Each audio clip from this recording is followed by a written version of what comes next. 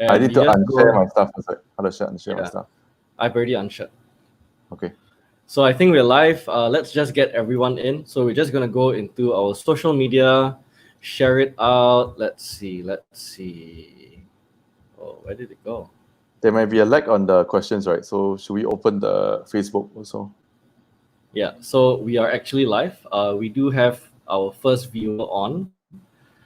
So welcome, guys. Today, in my third installment of conversations during COVID, it's just me, Imran, having a chat with friends who are having an interest, some sort of expertise related to what we're going through right now. And today, I think we have a very interesting conversation around the brain, heart, and body connection. How is it that our mental and emotional wellness is linked to our physical health, and especially with regards to what's going on right now? So, if you are interested in geeking out around this, if you're feeling feelings of anxiety, or if you're facing this in your family or at work, or you're seeing people around you getting triggered by it, or you have a curiosity about it, please stay tuned right now. Please like, comment, and say hi, and share it out as well. So today we have my good friend Kelly Choo, co-founder of Neeuro. Kelly, hi. Hi, thank you very much, Imran. Thank you for inviting me and sharing our views on this particular topic. Yes, and let's see. Okay, cool. So we've shared it out everywhere. So maybe what we can do is we can do very quick introductions of who we are. My name, for those who are new, is my name is Imran Mohammed. I am the head of marketing for Success and I. So Success and I, System of the Heart, the brands that we have as a coaching company, we are very, very interested to transform life, and we're very, very interested as to what is the deep roots that we have that lead to the success or the lack of in all areas of our life. So on a daily basis, we work with high level professionals, business owners, athletes, actors, designers, parents, families to really look and examine and be curious at what's going on with their emotions, with their life, with their results, and how can they shift from within. And we have a very, very particular interest with what's going on in this crisis. And if you want to find out more, go to successanI.com. So, Kelly, maybe just share a little bit more about what you're doing. Sure. My name is Kelly. I'm one of the co-founders of Neuro. Neuro is a brain-computer interface company. What we do is Mm, we actually have a platform that helps measure as well as train certain parts of the brain.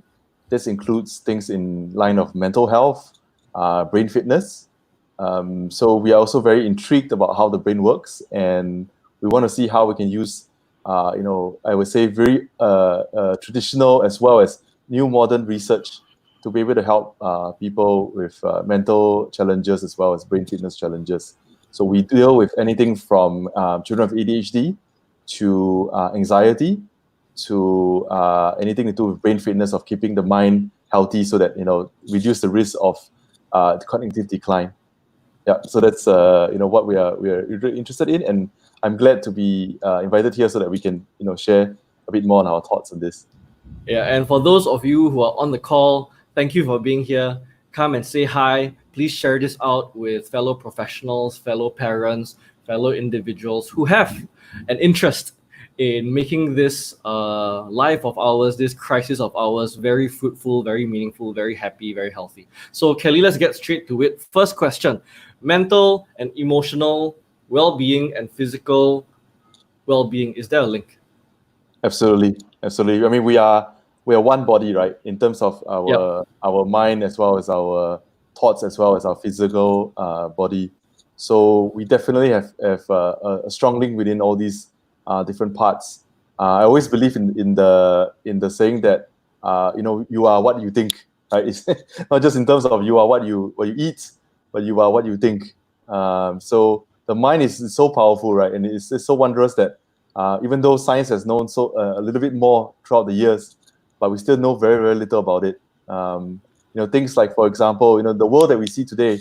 When I look out there and when I explain this to my daughter, I still remember a couple of weeks back when we were still in lockdown now. She doesn't understand unless I told her, like, see, these trees are built by nature or done by nature, but those buildings are created by humans and it was created by the mind.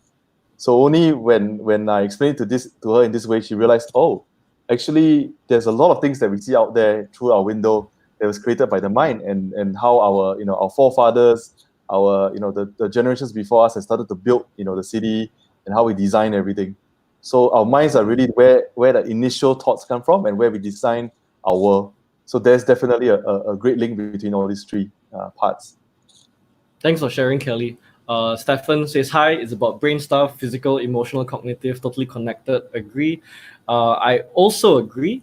This is very interesting to note that you're right, that everything that we see outside has the origins from within. And interestingly enough, that also includes our physical health, that also includes all our results in our life, our financial results, our business results, what's really happening in our everyday somehow has its roots with what's happening within our mental and emotional state. In fact, I think I wanted to share something that is of interest and very relevant to our discussion right now. For those of you who know this university called Harvard, this study from Harvard talks about the link between childhood trauma or experiences we have in childhood and lifelong physical health. That means that significant experiences that you have as a child, whether it can be as simple as neglect as a kid. Some people, they may have their parents living and working in another country or in another city most of their childhood, right? And this is actually very, very common. Let's say look at our friends who are, let's say, coming in from China, Malaysia, or even in Singapore. This happens very, very often. This neglect, or even verbal abuse, even physical abuse, or even if they went through very significant challenges, like they saw that their parents argue about money, or if they saw that their parents go through bankruptcy, fighting about money all the time, being extremely stressed about money all the time, they have very significant lifelong effects. I'll actually post the comment in the chat right now on Facebook for those who are interested to read up more about it. Before I go to you, Kelly, I was just wanting to share that this really changes how we can view all wellness, all disease, all symptoms in our life. Basically, most of these problems seem to be lifelong problems, or maybe in the case of lifestyle problems, right? I think we mentioned before we went live, you were talking about how a lot of the illness, let's say when we neglect our physical being, or let's say we do things like we overeat, somehow there is this tendency, there's this root or source from what's going on inside our mental and emotional state. So this is very a game-changing view, right, Kelly? Absolutely, and I think one of the things to add on, I think, was some of these I would call perpetrations or trauma that was affected to us, whether intentionally or even unintentionally, right? And sometimes, obviously, parents all love their kids, but sometimes it's a perpetration that was done, I guess, by their parents or even their grandparents or someone else who, out of love, they wanted to do something, right? But they didn't realize that by doing it this way, it could have created this emotional, neglect or emotional abuse, or even anything that you feel that is not outwardly, you cannot see it, not like a physical abuse, but something that was done emotionally. So I think that is one of the dangers, I think, or one of the, I wouldn't say dangers, but challenges that we don't know, right? When someone of authority or someone that we felt that was our protector tells us like, oh, you're never good enough, or it's never been this way for our family, so you will never amount to something. Yeah, this really, like when you said that, it really hits home for me, because this is something that I went through as a child, like really being told again and again that I'm not good enough. In fact, I've had my parents say that I'm not their son, really, because I didn't perform whatever exam or paper. And something as simple as that is a simple command made, and especially both of us now are fathers. I think we kind of like start to see it even more. Yes. Like how even simple things like when my kids come to me or ask for attention, or even simple things like what I start to realize is that in many scenarios we think that we're parenting, but actually we are lashing out based on our emotions. Right? So I noticed that in many scenarios, the emotional and physical reaction is way more than what is needed for the situation. For example, a child can spill a cup, and then suddenly the parent can go berserk, Yes. scream, shout, you go into a corner, spank him for a spilled cup, right? That any person, including an adult, might have spilled. Yes. And it is very interesting to see that that this has really lifelong effects, and maybe it's also because that somehow maybe we even took it on. Maybe somehow we felt that it happened to us, we were scolded or we were hit or we were whatever, and maybe it's okay for us to do it and pass that on, right? So it's very interesting to see how this can pass on. But I think it's also interesting to notice that then the lifelong effect, like I think we probably all can see or know of people that no matter what feel anxious, or no matter what feel angry, or no matter what feel unfair. So somehow there's this lifelong states of being that you can notice in ourselves or in others. And I think somehow these mental and emotional states also create certain hormones, chemical, even physical tension in our bodies. Yes, absolutely. I think all these results are mainly into things that, as we know from the Harvard study, right? The trauma. One is obviously behavioral change itself, because if you are traumatized and you might, like what you said just now, right? Overeat, overdrink, substance abuse, things like that, addictions. These are things that we might use to compensate, for the hurt that we have felt before. That's from a behavioral change. So that behavioral change has changed us, and then we physically manifest that. And I guess the other way is a direct thing from from a stress point of view. Right? When we're stressed, our body gives out a lot of cortisol, right? And this sustained stress has created things like internal inflammation, cardiovascular issues, and some say even the beginnings of things like cancer. All the different things that could cause us to weaken our immunity internally first, and then all the other kind of physical I would say challenges come about. So all these are really real, and the Harvard study really pinpoints this. Yeah, so I think it's very interesting. It's an interesting question to ask, right? Where do these come from, right? Like if I'm a parent and I overreact, and if it's really not about that cup of spilled water or milk, as Stefan is asking, if it's really not about that, then what is the true origin of that feeling inside? Or if, let's say, I want to have better health, but somehow there is that mental state that creates certain actions that somehow down the line weaken my immunity. There's some people that get addicted to exercise, and over exercising can weaken your nervous system, right? So somehow there's this, even exercising that seemingly is healthy can become an addiction that is unhealthy, right? So there it seems that many creative ways that somehow as humans we have picked up or learned or created to kind of distract ourselves from what is really happening inside, or to deal with this internal pain or misalignment. Absolutely. And I think one more thing on the Harvard study that I wanted to point out was very interesting to me.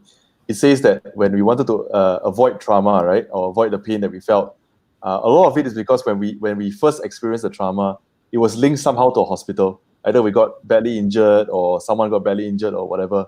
And therefore, you link in your mind that hospital means bad. So when you're in trouble now, you will avoid the hospital, no matter whether it's something that could save your life or save your loved one. So I think this was a very interesting finding. At least there was mention on this Harvard study that I felt that I could share. That's an interesting nugget. I guess somehow people will always have some sort of hospital story that they can relate to. Yeah.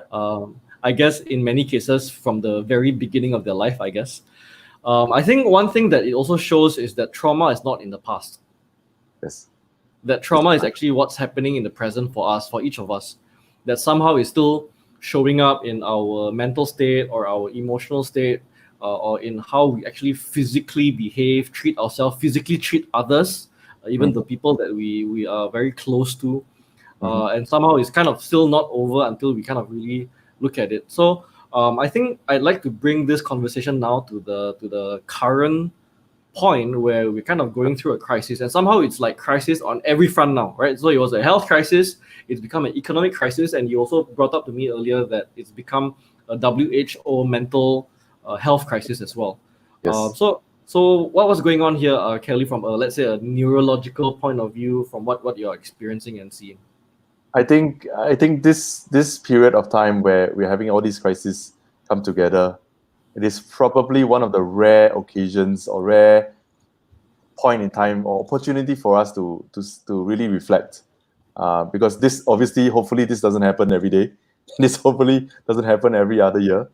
But I think it requires a lot of us to reflect. I know yourself, myself, and a couple of our friends and as well as associates taking this time to also do a lot of self-reflection.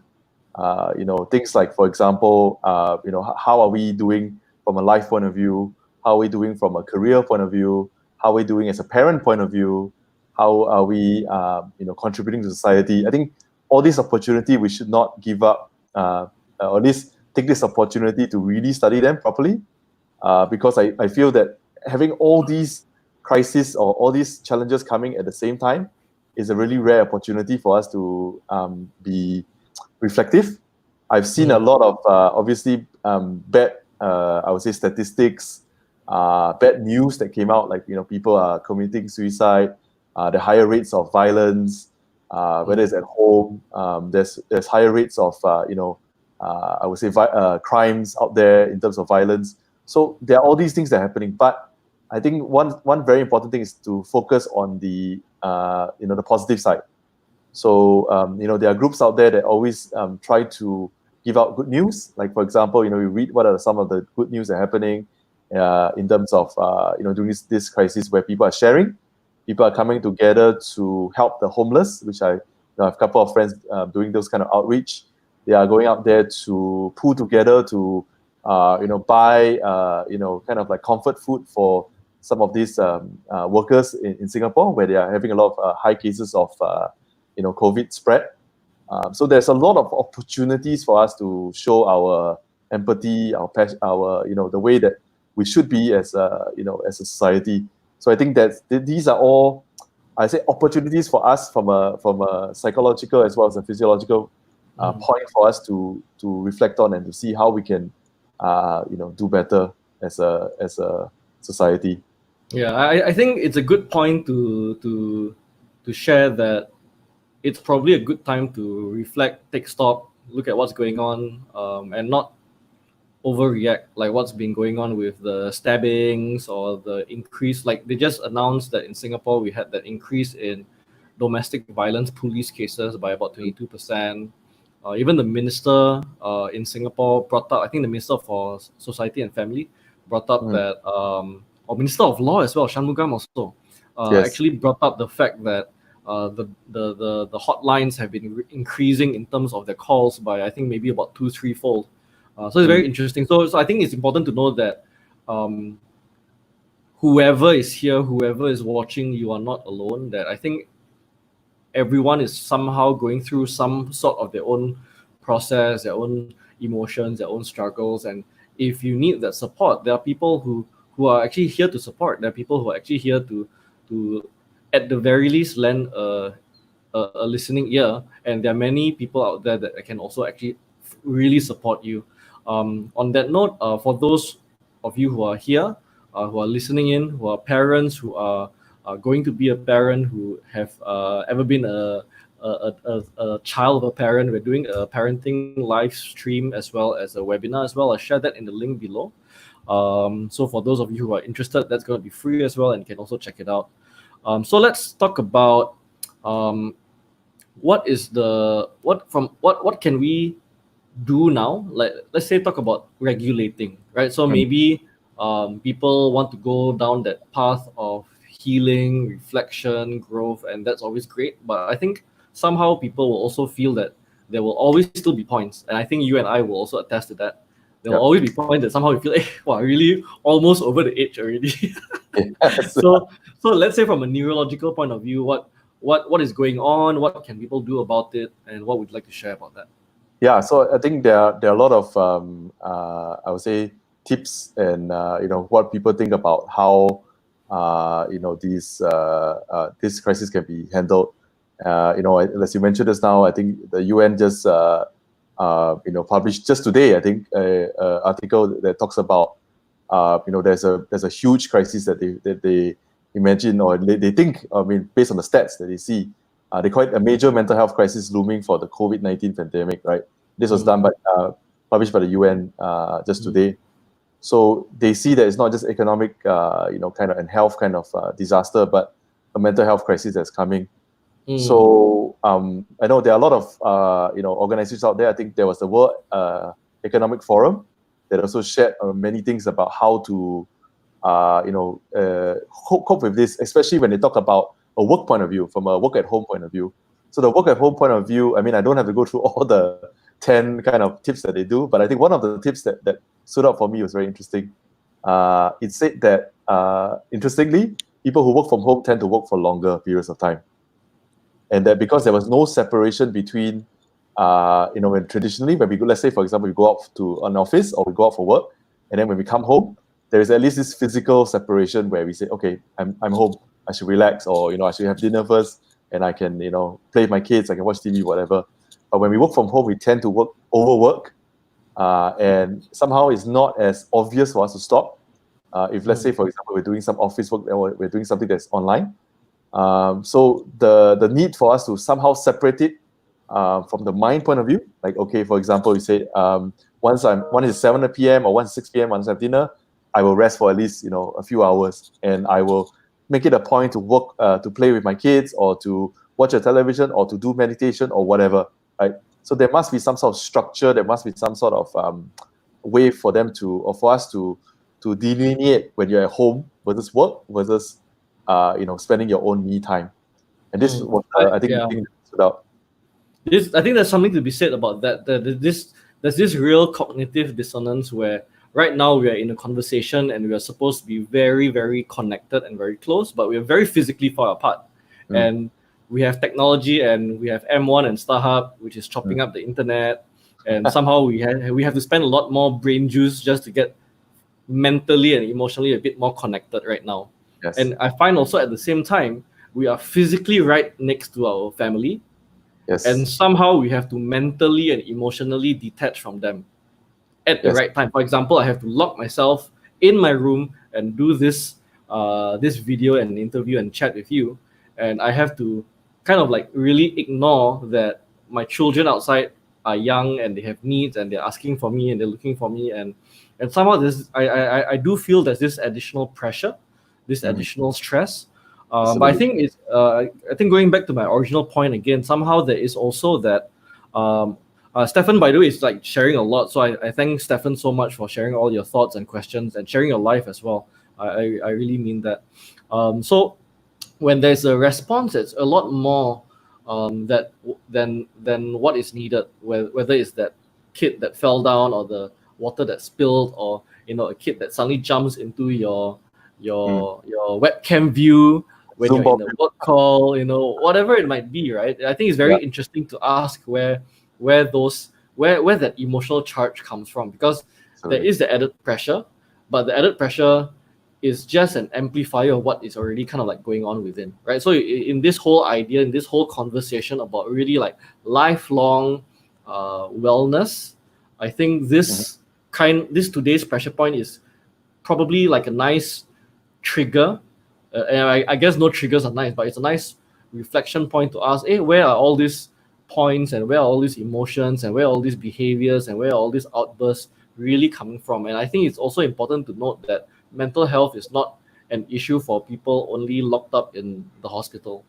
Absolutely. And right, high performing people are also affected by it. People who are driving themselves to stress and then kind of like alienating their own loved ones are also affected by mental health, and also the people who are in the same household as them. So I think it's something that really affects every strata of society. Absolutely. And I think as we get to, now that we are locked up and reduce our rates of going out, I think there's a lot of cases where family members who previously had not spent as much time as previously, I think they're starting to cope also, trying to understand, now that I'm coped in my house with these loved ones, maybe more than what I expected, and how are the little nuances, right? Like what you say, the cup being spilled, or some really small mistake or small issues come up. How does the family members react? how do you react to these family members when certain things happen? And does this translate to more arguments or more unhappiness? I think all these are things that we need to pay attention to. Yeah. That said, I think one of the other things that besides the World Economic Forum tips, I found an interesting 7 tip from NUS, where we're both alumnus from. Very interesting. It's called Pit Stop or Pit Stop. So it's basically the acronym for a few things, but I won't go through the whole acronym. I will share the link maybe later in the chat. One of the tip there, I think tip number 7 actually stood out for me, and there was the P, the NP, right, under pit stop, STOP, the P, the last P there. It says purpose, right? I think a lot of people know about things like routine, about having a timeout, having enough sleep, having proper diet, having proper exercise, having social interaction. These are standard stuff that I think a lot of people know. But I think this 7-1 purpose is something that I didn't see in other kind of like mental health tips. It talks about how do we have a good time it is really a good time to reflect on the purpose of our life and find meaning. Because when we find this meaning or find this meaning, we can then push ourselves through these difficult times, right? So people who are doing very mundane stuff, I mean, I won't say mundane, but things that they don't find purpose on, it will now be accelerated even more. Because in the grind that we have, let's say, for example, when there was no lockdown, people will say, okay, I just go to work, travel 1 hour there, do my work, come back, have dinner, and I'm fine. They are okay for some people who are suffering that do not have purpose. But today, when we are locked down, this part of the purpose I think even accelerates even more. Right? You're finding yourself, why am I stuck at home doing this? And why am I doing this over and over again? Every time I wake up, I eat, I prepare myself, I eat, I go to work, I sort of do work, and then end of the day I go and sleep. So, and then it feels like a Groundhog Day. Right? Everything repeats again and again and again and again. So I think this purpose is actually very important. Some people, of course, apply this through faith or spirituality. Some people find this on serving a cause, like for example homelessness or people in need, or those people those people who are being I would say marginalized now during this COVID period. So I think this last part on purpose is actually very, very important. I'm sure you have a lot to share on that, Imran. Well, I thought I knew my purpose, but I think one thing I realized is that I think there were a lot of things that I didn't know about myself. There were a lot of things I didn't know about my life. There were a lot of things I didn't know about my well-being. Somehow all my physical symptoms, my eczema, my high blood pressure, starting to come from very deep emotional roots. And I think just going back to my point earlier, that there are many ways that we can cope right now on the short term.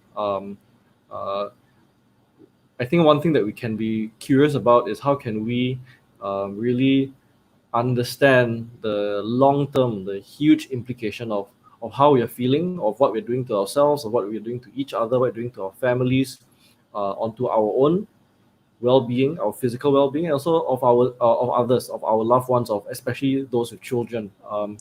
Trisha says hi. So hi, Trisha. Hi, Trisha. Hi. And I think for me, this is really a summary of that, because I think this crisis will be a really short, small point that we suddenly are very conscious about what we are doing, where we are, what our physicality is, what our emotions are. But,